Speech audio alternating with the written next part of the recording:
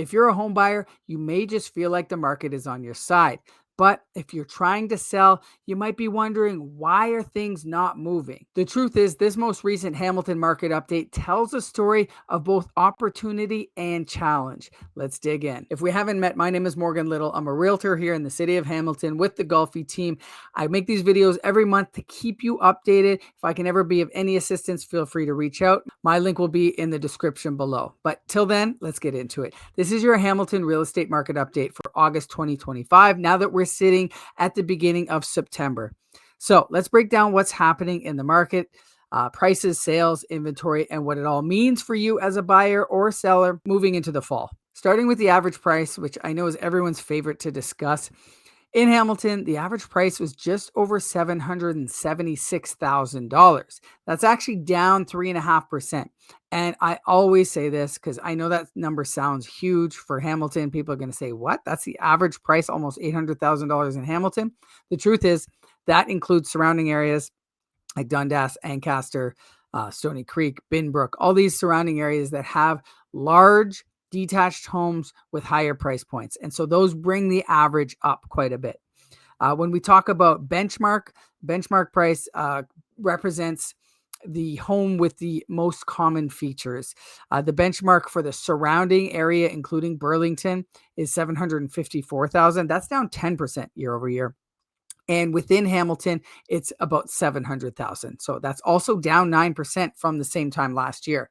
So that gives you an idea that $700,000 is much closer to what you might expect to pay for a home in Hamilton, especially like on Hamilton Mountain or something like that.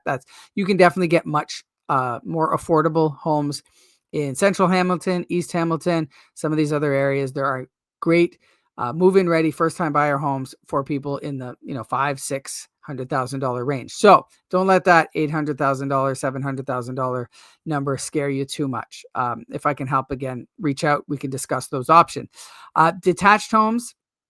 The average, again, this is including those surrounding areas. The average for a detached is $843,000 basically. That's down 6% year over year. So all these numbers, as you can see, are trending downwards. The average for a townhouse, it's only down 1.5 to $668,000. So townhomes, much more affordable. They're a very common option for first-time home buyers with families. You can get a relatively new place with enough space for your family. So our sales, what are sales looking like? Prices are going down, but what are the number of sales? Because that's been one of the biggest factors. We are in this buyer's market, but buyers don't seem to be buying. So what's going on? The sales have picked up, it looks like, but they're still trending below long-term trends. So we had 460 sales in the month of August. They're higher than last year, but still lag significantly behind historical norms. They're up 5% from the same time last year. So, that's a good sign, right? We want to see more activity happening because things have been just kind of at a standstill for a lot of people.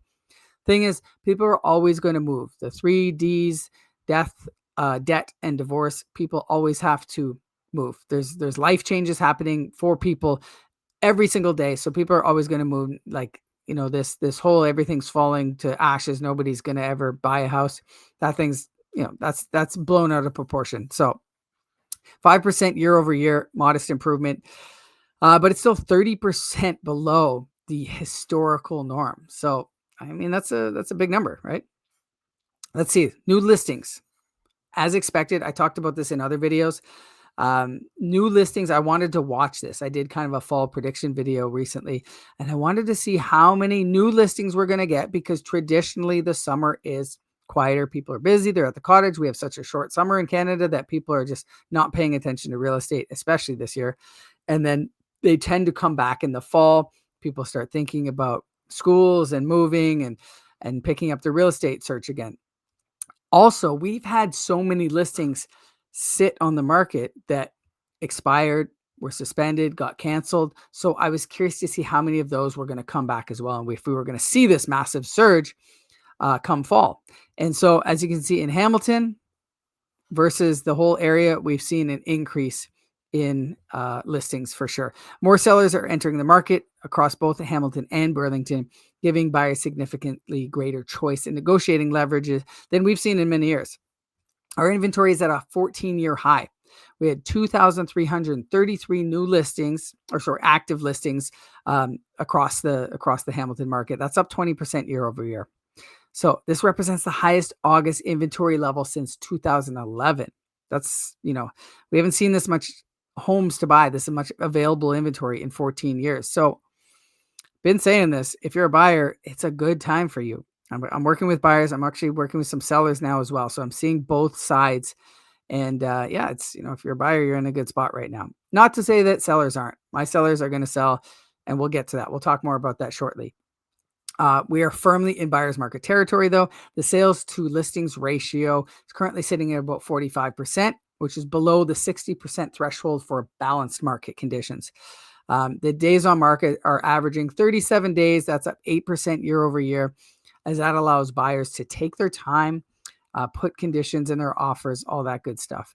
It's not that mad rush like we saw a few years ago. Months of inventory are over 5, which again, like I said, that really puts us in buyer market territory. So what does it mean for buyers? Well, prices have continued to decline. I don't recommend just trying to wait for the bottom. Don't try and time the bottom, because that's not a thing that many people are good at. If you need to buy, you have a great opportunity right now. There's lots to choose from. You can take your time, find the one that's right. You can submit offers with conditions.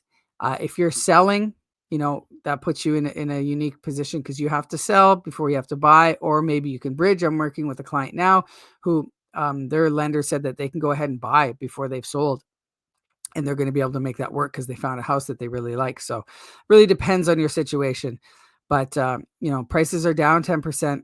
So, don't try to wait for them to come down, 12, 13, 14%. Maybe that'll happen, but maybe it won't, right? So if you're ready to buy, now is a good time to be out there looking. And this isn't me being like, it's a great time to buy. Let's get into it. It's just, this is the truth, right? You got lots of choice. You got negotiating power. Like I said, those numbers that things are listed for, don't, there's maybe some wiggle room there, because a lot of sellers are still stuck on prices. I'm running into that a ton. I'm losing lots of listing to other brokerages and agents, because I'm trying to be as realistic as possible with what I think their home is going to sell. Sometimes they don't like to hear that, but that's what's really going to happen. I don't want to be an agent who's going to tell you what you want to hear, what your house is going to sell for, and then we have to keep dropping the price and chasing the market down. That's not where you want to be.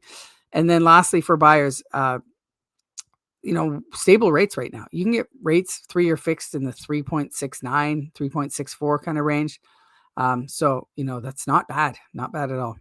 So sellers, I've been, kind of talking about this throughout, but you got to price correctly from day one. You do not want to be chasing the market down, like I just mentioned.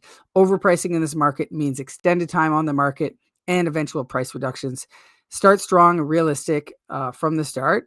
And especially if you're trying to buy, if you're trying to sell and buy, and you see this house that you like, but your house isn't selling because you're being stubborn about the price, you got to think about that, right? And also, if you're selling in a down market, you're also buying in a down market. Those things tend to balance each other out, depending which depending which way you're going. So invest in presentation and marketing. Pricing, number 1, presentation, number 2, professional staging, if needed, photography, definitely comprehensive marketing and essentials that stand out in a crowded marketplace. And, just be prepared for extended timelines.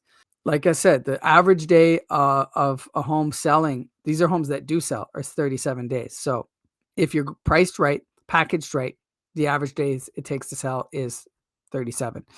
There are homes that are selling in less than that for sure. Those ones are done right. So which neighborhoods are doing well?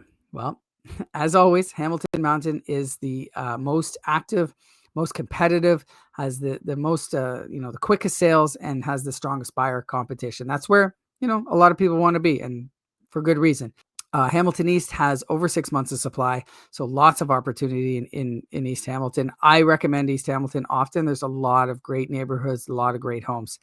And then you have Dundas and Ancaster, which I mentioned earlier, is one of those higher price point areas, million plus benchmark prices, premium areas. But they're softening a bit.